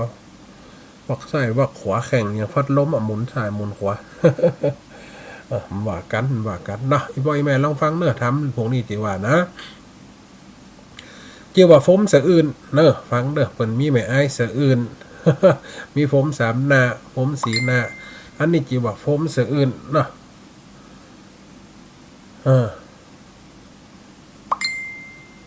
จีว่าฟมสะอื่นลองฟังฝอนเนอนะโมตัสสะภะคะวะโตอะระหะโตสัมมาสัมพุทธัสสะนะโมตัสสะภะคะวะโตอะระหะโตสัมมาสัมพุทธัสสะนะโมตัสสะภะคะวะโตอะระหะโตสัมมาสัมพุทธัสสะปุพพาจาริญาติวุจจันเลปุพพาจาริญาติวุจจาเรติสาธาวดุลลาสัพพุลิสาตั้งหลายตั้งยิ่งใจป่อแม่ใดมาแผ่กุศลลูกจากหนเฮือนนาตนจากห้องนั่งซ่องตั้งใจฟังธรรมไขคำเทศเข้าถึงเหตุถึงผลแล้วสอนตนเฮาได้เก็บเมียดไว้หยิบเอาคำโบราณเก่าขยายว่าดำน้ำเหือหันใจยับนนไงเหือหันฟ้าก็เปรียบว่าคนเฮาต้องเข้าถึงแก่นสารการทำงานทุกอย่างสิ่งต่างๆนานาต้องศึกษาจนได้เรียนรู้ได้เข้าใจถึงเป้าหมายดังอันชื่อว่าทำสิ่งนั้นนะบ่เสียเวลานั้นจะโสตุจานาสถาตั้งหลายสัทธาพร้อมพังดังเฮาตั้งเข้าบาลีชิปป่าบทมีว่าไว้จากก้อนไก่ขาใหญ่ดังบรรยายไปน่าจือว่าพรหมสะอื่นแต่งนำขึ้นเฮือถูกผู้เป็นลูกเป็นหลานพร้อมวงวันพ่อแม่เท่าหม่อนแก่ปันฟางไปแนวสมัยมีฟ้องเอาเก่าจองสุนกันพระสมสันฮือทั่วบ่ใจว่ามัวบรรยายและนาเห็นว่าคนเฮาเกิดมาในโลกนับมีโจกเป็นคนกรรมสากลเรียกมนุษย์บริสุทธิ์ประเสริฐผู้เฮอกำเนิดใจใหญ่บ่ใจเหมือนงัวควายดินปันหรือถักกันแกะสาลักมีพร้อมรักพ่อแม่มีเท่าแก่ตายายมีใส่ใหญ่ป้าปู่เรียกเผ่าโพวงวานเป็นนาคานาหมู่ญาตินาบตัดขาดเสียการเป็นเหล่าฟันเสิร์ฟก่อนแรกเมื่อแม่พ่อมัดผูกแล้วเกิดเป็นลูกจุมเฮานึกเล่าย้ำไว้ไผ่คนใดคือผู้สร้างจะยกมาอ้างปันฟังพิตาคุณนั่งมาดาคุณนั่งเฝ้าระวังใจใส่ เมื่อวิญญาณเฮาไต่ลงมาสู่ขมอมปีตาต้นป่อ7 วันก็เกิดกายปฏิสนในต้องแม่เริ่มก็แผ่เกาะกุมมา7 กำปีจุ้มทุกส่วนโคกระบวนขันธาตุแม่เจ้าต้องก็ต้องปาดกาญาเป็นเมาหัวคนใจโหว่าได้มีขันนับเบียกกันเนยนายเอาใจใส่หวังปงแม่ประสงค์ให้เกิดโกว่าเลิศลาวังไฟตุกเต้าไงโอบาดเหตุเฝ้าสังเกตสังกากินข้าวปลาก็ห่วงหอยกลัวจับใส่ลูกหน่อยตั้งไปในเพชรเก็มไปลำบากยามนอนยินยากหัวใจบ่ได้นอนหงายและนอนความพ่อลูกอยู่ร่วมเตรียมตนเดินเตียวหนอึดอาจต้องใหญ่อาจฟาดปุ่มใส่ป้อใส่ใจบ่ละห่างห่วงกู้อย่างเมียมันไปเวียการนาก็เกิดหอดกลัวเมียเจ็บต้องคอดบ่มีไฟเสาะหาเงินไทยใบบาทโอดขนาดเวียการสมัยนี้มหาศาลใจใจฝากต้องไว้หงบ้านการถกะน้ำมันสับปะจีปะทาเหลือใจออกบานง่ายปีคำการก็ซ้ำลวงหลายต้องอิดกายถึงพ่อและแม่ลำบากแต่ขึ้นวันนับกำหนดกันวันคลอดเจ็บต้องหอดมาถึงแม่นี่ตึงทุกยากให้ออกปากเลล้นป่อสับสนปันกว้างเมียก็ขังออกปากหัวน้ำตาไหลพระห่วงหาหมอก็มาทำคลอดลมปิจคลอดแม่บ่แห้งหมอจัดแจงจกฝ่าเจ็บเจียนกว่าแม่เฮ้ยกันว่าเลยจุดนี้มาย้ำตีเลี้ยงดูเฝ้าชูลำบากแม่อุปถากดูแลลูกอุแวร้องให้แม่จำเป็นได้หกหานอนลับตาบ่อิ่มลูกนิ่มพิมพ์ก่อแขนไปลูกให้ไว้ว่าวาดแม่ลูกละภาราตันทีแล้วมาแยงตีสองกัวมดแม่งย่องคบในลูกยิ้วใหญ่เหี่ยหาดแม่ก็ขวาดจัดแป้งเปลี่ยนผ้าแผงผ้าออมปันออมล้อมเหมือนดวงแม่ห่วงสุดดวงตายามตื่นมาป้อนเขาเอาเจ้านอนในโอกำยุกโย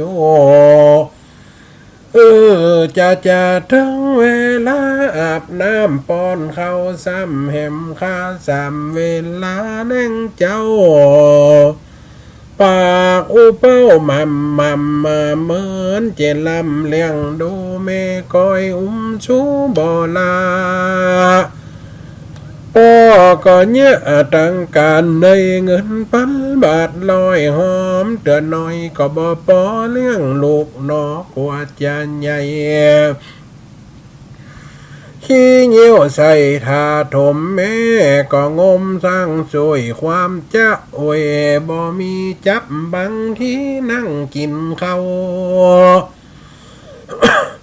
ตัวลูกเต่าขี้ถ่ายแม่ก็บ่นายแจ้งจังไข่หัวดังสองเท่า บันกำเขาลูกล่างสอนเจ้าย่างตั้งไข่สอนอุได้เป็นกามเงินนาหมดเงินคำบ่อนน้อยเฝ้าพอคอยจนใหญ่มายุคใหม่เดี๋ยวนี้อย่างที่เฮาหันหาเงินกันสะบันมีลูกนั้นยิ่งทุกจนหมอกสองคนอิดเหลือตากันศึกษาปาส่งเงินหมดลงกับเป่าลูกก็เมาเรียนต่อทุกแม่ป้อเหลือลายจับบังลายขายฝากส่วนหน้าหักที่กุยทำเอามาจำจองบ้านธนาคารกินดอกหาทุกศอกทุกไปกะวนกะไว้ห่วงโลกกูเป็นถูกก็ต้องเอาพ่อแม่เฮาต่อสู้เพื่อลูกอยู่สำบายเงือลับตาในคืดพอคำว่าแม่ป่อนี่เล่และนาเปิ้นเลี้ยงมาควรนาเลี้ยงตันตอบตามข้อสอบนักธรรมว่าสุขามาเตยญาตาโลเกสุขามาเตยญาตาโลเกว่าบอกวันเตริดมังต่อผู้สร้างเฮามาตั้นคือเทวดาของโลกสิ่งที่ถูกคือความกตัญญูบอกควรละผู้กำเนิดบางคนประเสริฐเหลือหลายบ่อละได้ละทอดหักละตลอดเลี้ยงดูคอยชูบ่ลาอุตสาหะอดต่อผู้เป็นพ่อแม่ตนบางครั้งท่านสับสนเกเท่าลืมเล่างนงานทำวันจมดาหูตาพระพังมัวบืดไข่หัวบืดก็ให้สติท่านใดลืมหลงไอคงเหี่ยวไทยเฮาบอกวันไหนบิดนานีกึดนะดีกึดพ่อเพราะแม่และพ่อหมดแหงบ่แข็งแรงเหมือนหนุ่มเปิ้นหอบตุ่มเฮามาวันเวลาพัดผ่านต้องพ่อท่านอดเอาบางคนใจเบาจมเดือดใจสมเสียดมองขี้เอกดาตีพ่อแม่ปล่อยไข่เจลงนอนทานทำวอนกินข้าวเอาของเก่าของเหลือสามคาบเจือซ้ำเก่าคนเท่าเล่าก็บ่ใครลื่นลูกก็เป็นไฟเป็นฟื้นดาย่อเอกดาพ่อแม่ตัวท่านการท่วมว่าการท่วมหัวท่วมเก่าหมอกกินเข้าก็มาเหมือนจัดตายฮือโลกนายมึงกึดพอยำน้อยป่อได้ป่าแม่เอามาป้นปากลูกกะบ่ยักกะบ่กินไข่ลงดินเป็นปานแม่หีบกันตันใจเอาไข่ไปใส่หม้อมาป้นต่อฮือตูเอาจีนหมูปิ้งเสียบลูกเหมียนเปรียบแก้วใจซ้อฮือเจ้าได้กินอิ่มมืออ่อนนิ่มเจ็ดปาดตุกและเรียราดแม่เก็บเอา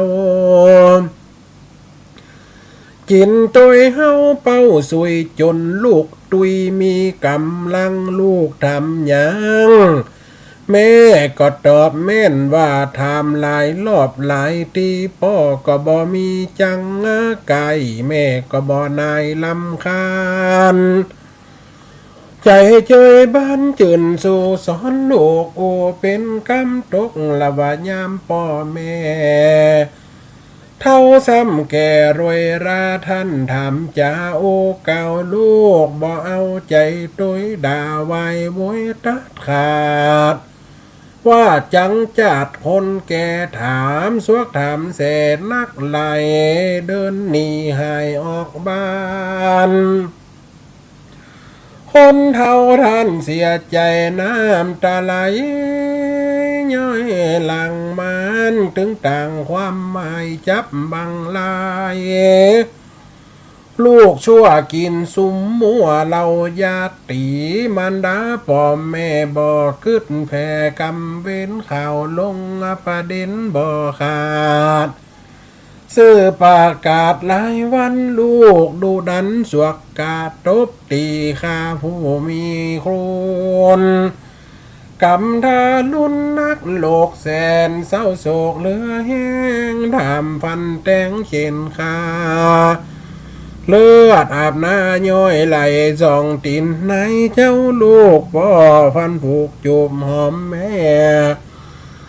ถ้าหนอมเกยอมส่องตินตุ้มหอบเปล่าลูกกับเอามาตีต่อยยังบอกก้อยคืดหา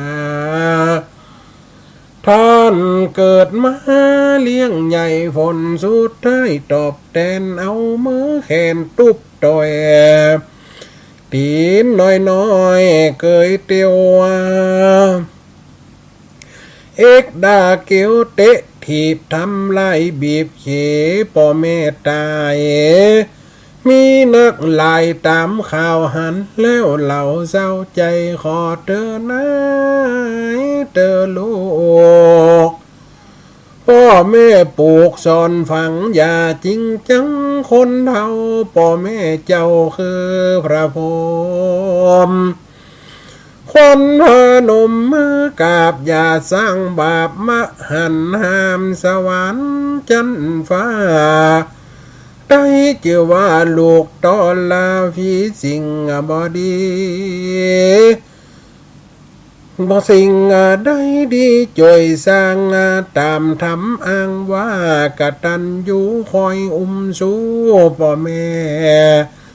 ยามเท่าแก่ศาลาไก่ลับตาสุดซอยอย่ามาแต่งถอยกาวอะไรเอามือพายเจ็ดขาบอย่าน้ำตาบอะไรเมื่อท่านไป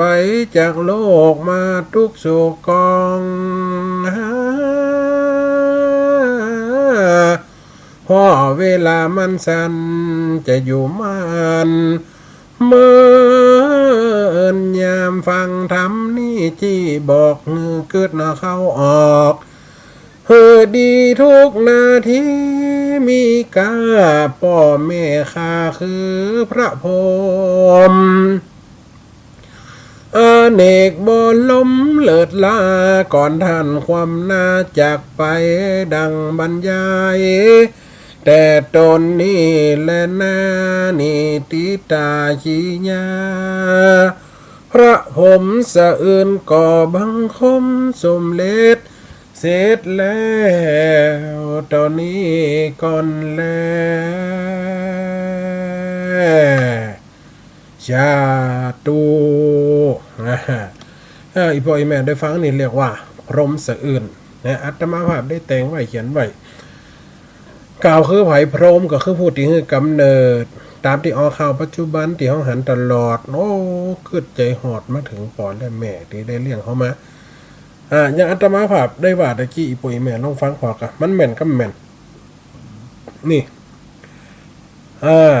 คือลูกนายกึดพอย้ำน้อยๆปอดได้ป่าแม่เอามาปอนปากลูกก็แซมบะอยากบะกินคายลงดินเป็นปั่นนี่แม่ก็กั้นรีบตั้นใจเอาไข่ไปใส่หม้อหลักไข่ใส่หม้อเอามาปอนต่อหื้อตูนี่เอาจิ้นหมูเปียงเสียบลูกเปรียบมันแก้วใจเซาะเจ้าได้กินอิ่มมืออ่อนนิ่ม7 บาทเนี่ยตกเหี่ยหาดไปมาแม่กับหนูจุบุตรดาเป้าซุยหัวลูกด้วยมีกำลังเก็บกินด้วยลูกไปจังนั้นเนี่ย เวลาเท่ามาคนเท่ากินตกผักตกคอขี้จะมันใครกินข้าวตัวนี่ดากินแฮมตีหนึ่งคนเท่ามันนี่กินยังงมๆซ้อมๆจ้อนไม่นี่เนี่ยหมาหีแม่มันมางมอย่างนี้ขี้จะเนี่ยกะกูมันหันอีนี่นะอันใดฟักอ่อนยิบให้กูแล้วกินน้ำแกงนี่เนี่ยกินเนี่ยคนเฮามันต่างกันอันนั้นหยังอีลาไฟมากะไฟมาหยังโห้ได้ไฟมากับหมามันเฮาไปเลยเฮาเปลี่ยนหมาอย่างมันนะกะอันนั้นแล้วไฟมากะถึงว่าบะมีไผถ้าเป็นละอ่อนเขาถามแง่เห็นน่ะแม่นี่ไฟอันนี้หยังเอาอันนี้นกเห็นน่ะเดี๋ยวก็ถามว่านั่งอันนี้หนังแม่อันนี้นกไอ้หลอจิใครหัวแค่นี่มันต่างกันนะไอ้ปล่อยแม่คนเฮานี่ลูกถามแม่ถามลูกมันต่างกันเนี่ยผมเสืออื่นตีได้เขียนบรรยายเวลากันหล่นทุกคนไปติ๊กหน่อยไอ้ปล่อยแม่เนอะเดี๋ยวจะค่ำจะมืดมันมีใครเปลี่ยนเนาะ2 ชั่วโมงก่อนคนเดียวหลังกับมันตัดวันศีลเนี่ยถ้ามันได้กับมากองวันศีลเนี่ยเขาจะได้ฟิลได้พัดปัดกวดอยู่เปิดเวลาสายตาของไอ้ปล่อยแม่โทรมาเนอะได้ฟังกันแล้วเป็นจะได้พอผมเสืออื่นนอกตะกี้นั่นโอเหลี่ยงต้านขี้ตีนขี้มือตัวเก่าเหลี่ยงขี้ตีนขี้มือได้ว่าไปแล้วตานเด้อเงินได้ตานขี้ตีนขี้มือล้ำกับตานไตเฮาได้กินนั่นพอดตานน้ำตัวตานน้ำพริกแล้วกินจิ้นป่าดีตัวตานถั่วงาแล้วมากินจิ้นปิ้งดีตัวตานยำหน่อไม้ยันเนาะซื้อจิ้นผัดจ้าจะสว่างใจนะตัวกินน้ำพริกน้ำพงแห้งแต่ครับไปซื้อจิ้มของดีมีเกตไว้ใส่บาทมันกำถูกจะอันต้องมือเสมอตัวเนอะสาธุเจริญพร เจ้าไว้ขาเจ้าก็รู้ สาธุมา ม่วนนี้เขาล้อทั้งนี่ที่สนใจ ผมเสืออื่นเนี่ยนะ ดูคำมอมปอได้7 วันเนี่ย นั่นอันเจ็ดกับปีล้อมอันนั้นนะ เจ้าแล้วก็ถ่ายถอดมาตีแม่ อัน7 วันอันนั้นมันจะอยู่ในกำสู่ขวัญอยู่นั่นนะจังเคยอันเนี่ยอยู่ขมอมปอด7 วันแถม7 วันหลานก็ต้องแม่เจ้ากาแฟมีตีนมีมือเป็นปมนั่นออกมาอันนั้นอัน7 กับปีล้อมอันนั้นคนใดบ่พังคือบ่พังนี่กะบ่หัว กันไหนแม่คนเฮามันต่างกันนะย้ำน้อยปอกแม่ปอนเฮานี่อันได้มันกินด้วยใจลูกขนาดนะอันนี้คนเฒ่ามันกิน3 คาบอันได้กับอันเก่าน่ะก็คือกูกินอันเก่านี่ก็อีนี่ก็มันมีแต่อันกับตาอันกับอีแม่ก็เท่าอีหำอ่ะมันตึงนี้ มันต่างกันไอ้แม่นะมีเวลาน่ะเปิดต้มไข่หั่นเด้อมันข้านเชียงตีมันก็ไปกินตั้งนานเหี้ยมันนึงอย่างอาหารหลายอย่างนี่ว่ากลายเป็นฟ้าโฟมซะอื่นเนี่ยยังน้ำตาตื่นกับลูกนะก็โอ้กูกระตุกขนาดเกลี้ยงมึงเนาะอย่างมาตีนตะพาหอยของตีนตะพอกจำปลายเปิ้นตีนของลูกก็ก่อนแม่ก็เคยจูบเคยหอมเนาะนั่นน่ะก็ซับลุ้นมาเอามาตีนตังลุ้นมาเอามาตีนตังตีนเตะตีนทีพอข่าวตะวันนี่ก็แม่นั่นนะที่ว่าอีน้องนะเอามีดไปแตงบัดเฮียหันก็ผมใหญ่ยังซักอย่างแม่ยายนะขอตั้งได้กะค่ารอนเดี๋ยวนี้ใจเหี้ยมอุ้ยพอข่าวกับใจมันดีร้านป่ะจ๊ะมาแม่นี่ซึ้งปอนี่เกินก็ซึ้งเก่าก็ซึ้งใหม่ซึ้งเก่าก็ซึ้งใหม่ก็ซึ้งเปิดนั่นเอาเคยอยากเปิดแฝงเคยถึงหมอดเสรีเปิดเอาต่อใหม่มาเจาะมาขวบเอาน่ะมีฮะน่ะซึ้งไม่ซักนะอยู่เนี่ยละกันปอบนตายก็เราไม่ใส่ดีอ่ะไม่ดีก็จะเอาจะจะแวะไปไหนมันนี่ที่24จะแวะไปไหนที่24เนี่ยอยู่ไกลกันมาให้เนาะอยู่ไกลกำที่24จะไปวัดบนโพธิ์หันนี่จะแวะหาได้ไหมเด้อแม่ถามมาได้ไปเพราะไม่แม่นี่ใครไปส่งเนาะแม่จะอยู่บ้านฟังเขาค่ะนะสาธุนะแม่เด้อเขาฟังอยู่บ้านฟังกับได้อันส่งได้หม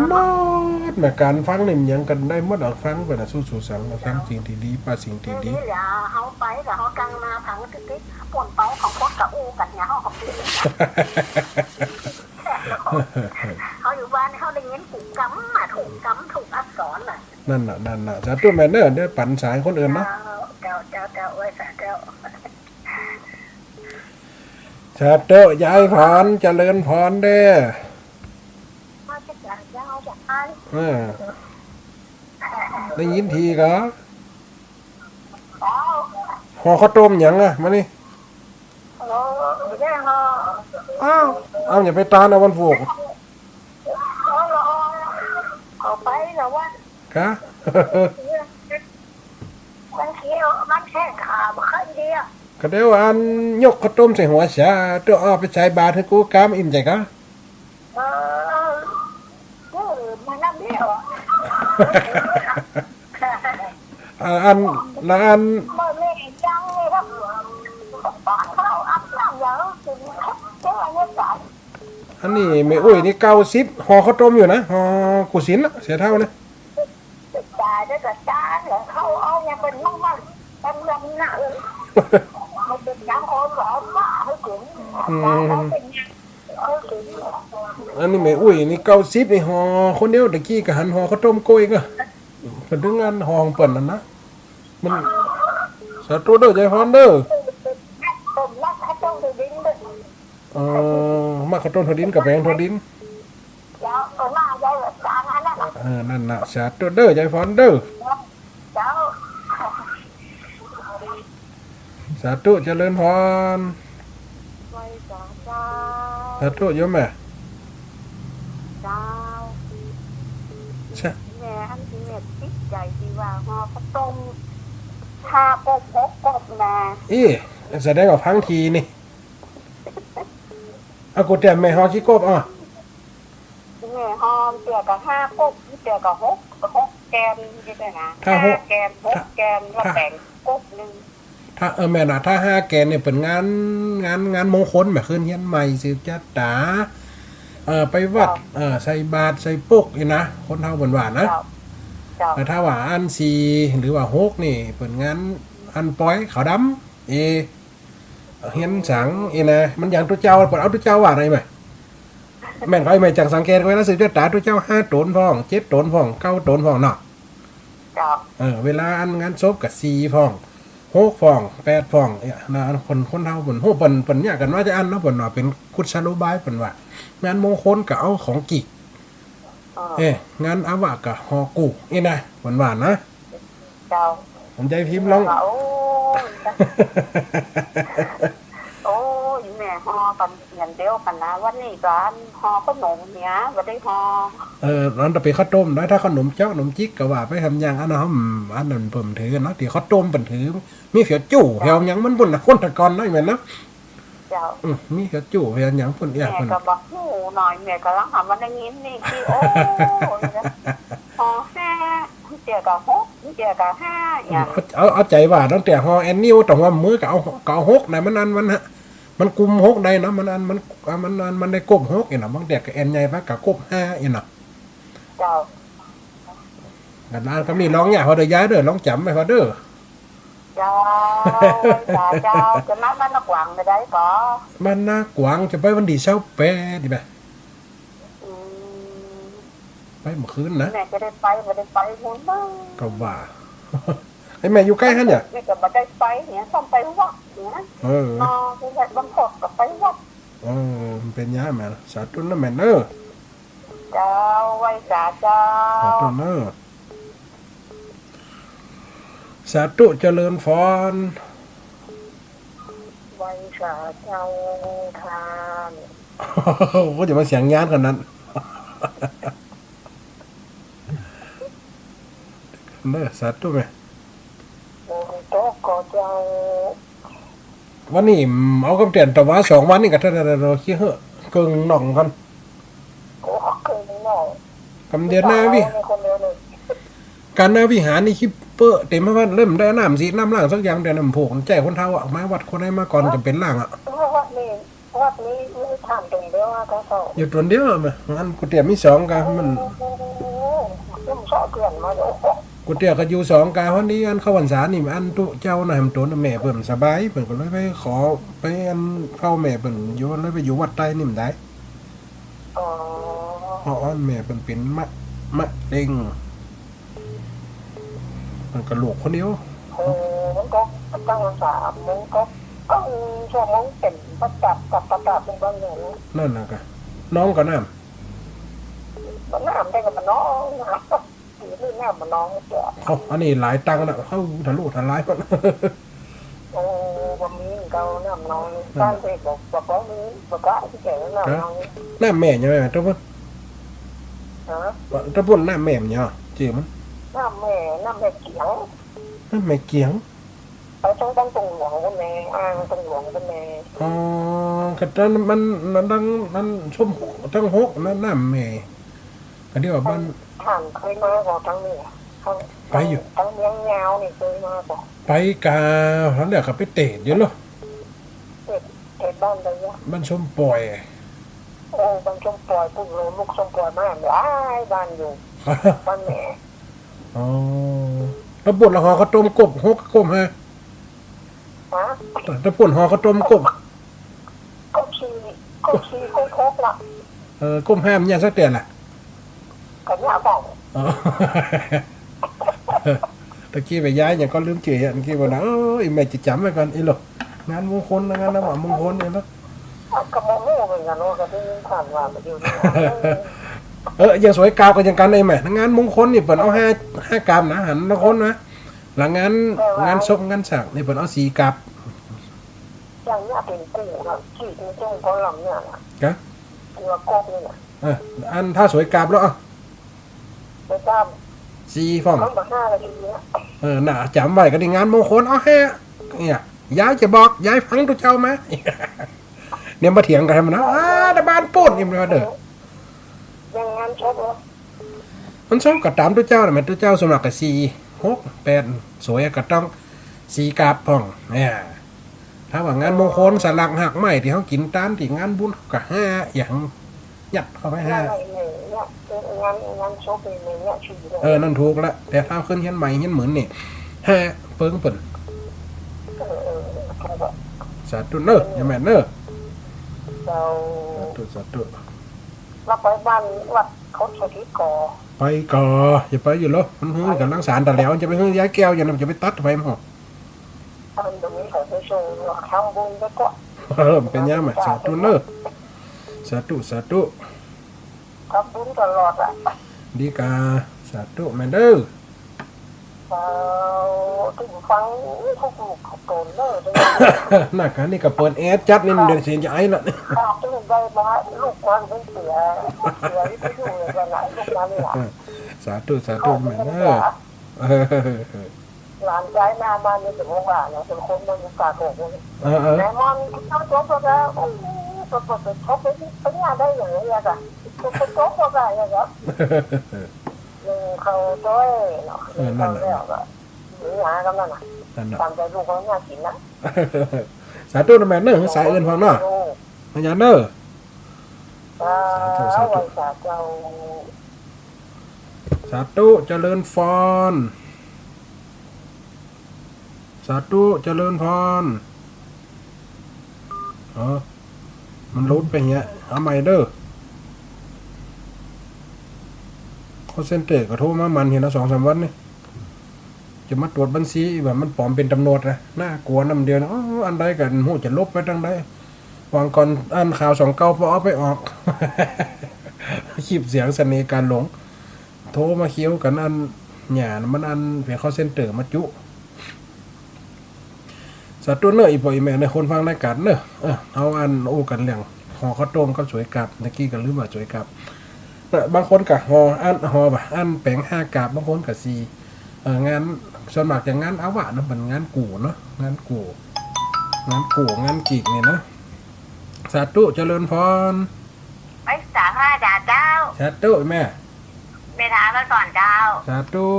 แม่วันนี้ไป แม่ นะ ฟังพระอาจารย์บรรยายมันซึ้งกันนะเนาะ วันนี้ได้ไปการกันไหม วันนี้แม่มาไปลูก ปกติว่าแม่เนี่ยการอยู่หัน เจ้า วันนี้ฟังตันเฮ้ยแล้วบ้านปุ่นเราจะห่อข้าวต้มคนเดียวก็ว่าชื่ออันน่ะ ห่อเจ้าแม่ห่อทุกอย่างกับข้าวแม่กระตื้อกับเนี่ยเจ้า น น้าตาลขี้ตีนขี้มือก่อนนะมันได้อันของอันนี้สงส์แบบนั้นนะตาลได้เจ้าน่ะแม่ตื่นแต่เจ้า4 โมงเกินแม่ก็ลูกละวันศิลป์มาลูกน่ะ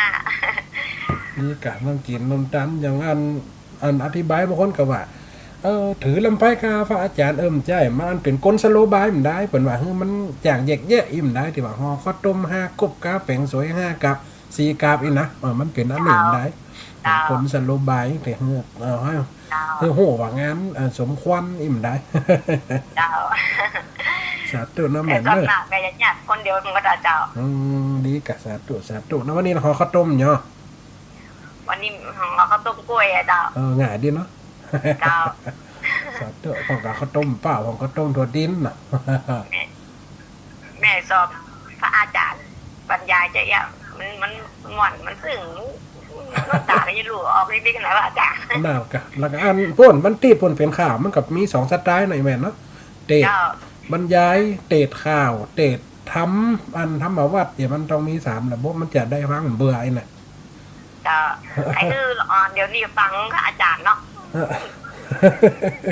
ตอนแม่เป็นละอ่อนแม่ห่วงปองห่วงแม่ไปไหนก็ห่วงปองห่วงแม่อยู่หมดอ่ะนั่นน่ะนี่เราห่วงเลยนะลูกน่ะมันถึงจะอ่านมันซ้ำร้อยกันนะคนเดียว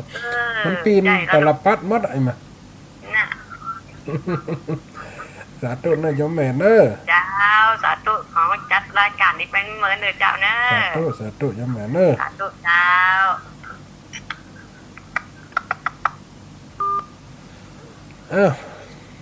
สายสุดท้ายนะจ๊ะเนาะอีปล่อยแม่ได้ฟังกันเมื่อกี้เนาะได้สรุปละเรื่องกินเรื่องตานเรื่องการยกย่อใส่ว่าเจตนาด้วยกำลังเจตนาด้วยการให้ทานเจตนาด้วยการใช้บนห้องว่าความปราณีตความเยือกเย็นความใส่จิตใจรวมรอเป็นข้าวรวมรอเป็นอาหารอันนี้ถวายเพราะว่าเขาใจจิตใจอันนั้นหนึ่งไปละที่ตอนแรกตอน2ได้เล่าถึงว่าพระพรหมเสือเอื้อนพรหมคือไผการปฏิบัติคือการแตกต่างสนับลูกกับพ่อกับแม่และพ่อแม่กับลูกมันแตกต่างกันไปย่อมป้าคือเกิดย่อมความแตกต่างกันไปเนาะอีปล่อยแม่เนาะเวลาถ่ายสุดๆเวลาเนาะพอดีจะเป็นหยาการต่อพอบ้านเฮานี่มันจะมืดก่อนตั้งในเวียงนะพอเจโฮมพออันบ้านอัตมาภาพเนี่ยอีปล่อยแม่มาหันน่ะตั้งข้างวัดนี่ก็ด้อยหลังวัดก็ด้อยถ้าตะวันปาดด้อยเฮ็ดปุ๊บมืดละเปิ้นมืดเนาะเฮ้ยมันมืดก่อนละอีน่ะเนี่ยการยังกำตันหลังถ้วยได้กับยุงชวาตะโนอันเสพสันไลกับดีเสพยุงกับตอมแข่งตอมขามันถึงสภาพนะเอาหมดเวลาหมดเนอะอีปล่อยแม่ฝากไว้วันผูกคนใดไปวัดขอหึงหาบได้บุญคนใดลงทุนก็ขอหึงใดสิ่งอานิสงส์คนใดมีเจตจำนงก็ขอหึงใดพละและกำลังขอหึงเป็นปัจจัยทรงอยู่ได้อยู่กับศาสนาตั้งแต่5,000 วาษาสืบไปตั้งนาเจนพระอริยะเมตไตรจะลงมาเกิดขอเงินได้พระองค์ประเสริฐที่จะได้มาแห่มเนอเตสนาวาสานี้ขอบรรยายจบไว้ต่ออีจบลากันไปสวัสดี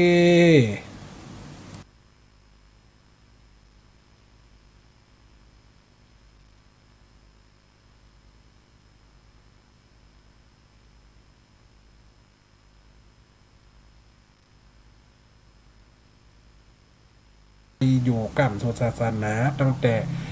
5,000 วาษาสืบไปตั้งนาเจนพระอริยะเมตไตรจะลงมาเกิดขอเงินได้พระองค์ประเสริฐที่จะได้มาแห่มเนอเตสนาวาสานี้ขอบรรยายจบไว้ต่ออีจบลากันไปสวัสดี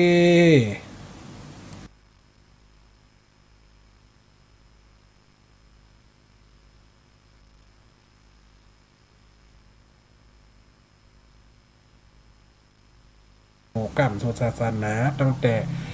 5,000 วาษาสืบไปตั้งนาเจนพระอริยะเมตไตรจะลงมาเกิดขอเงินได้พระองค์ประเสริฐที่จะได้มาแห่มเนอเตสนาวาสานี้ขอบรรยายจบไว้ต่ออี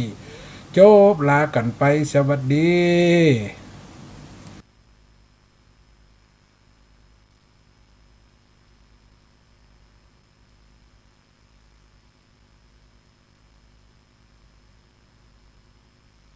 อยู่กับศาสนาตั้งแต่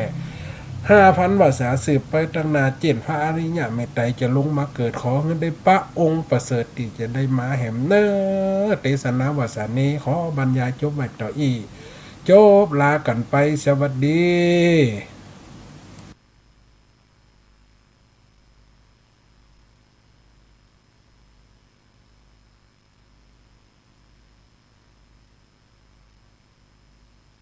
อยู่กับศาสนาตั้งแต่5,000 วาษาสืบไปตั้งนาเจนพระอริยะเมตไตรจะลงมาเกิดขอเงินได้ปะองค์ประเสริฐที่จะได้มาแห่มเนอเตสนาวาสานี้ขอบรรยายจบไว้ต่ออีจบลากันไปสวัสดี สวัสดี 5,000 วาษาสืบไปตั้งนาเจนพระอริยะเมตไตรจะลงมาเกิดขอเงินได้ปะองค์ประเสริฐที่จะได้มาแห่มเนอเตสนาวาสานี้ขอบรรยายจบไว้ต่ออีจบลากันไปสวัสดีกับศาสนาตั้งแต่5,000 วาษาสืบไปตั้งนาเจนพระอริยะเมตไตรจะลงมาเกิดขอเงินได้ปะองค์ประเสริฐที่จะได้มาแห่มเนอเตสนาวาสานี้ขอบรรยายจบไว้ต่ออีจบลากันไปสวัสดี